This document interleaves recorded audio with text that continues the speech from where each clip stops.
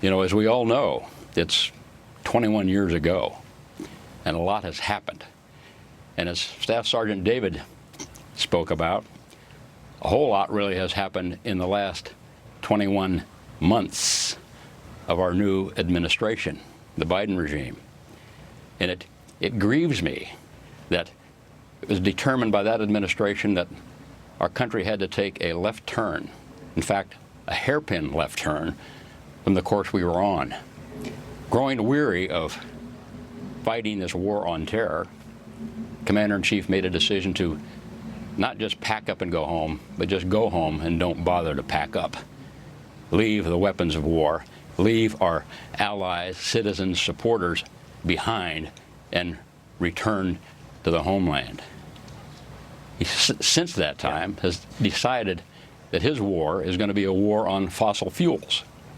And he's been able to execute that strategy with just a stroke of a pen. Let's turn off the tap.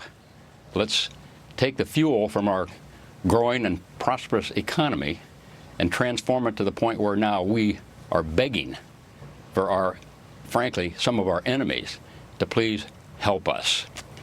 The consequences have been terrible. Prices skyrocket, inflation up and up and up. Right.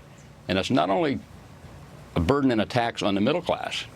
What about old guys like me? You know, the many senior Americans who live on a fixed income. And oh, by the way, it's had just a wonderful effect on all of our 401ks.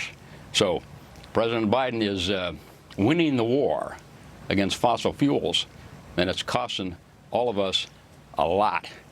You know that in the days David, after 9/11, on 9/11, yes.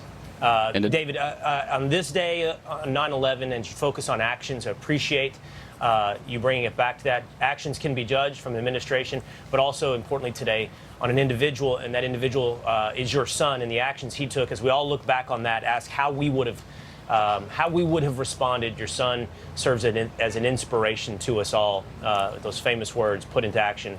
Let's roll. We appreciate you being with us this morning and remembering here on 9/11. Thank you, David. Just remember this. Once upon a time, we were united under the colors of our flag, red and white and blue. Now we're divided by the same colors, red or white or blue. We need to make some changes. Thank you so much, David Beamer.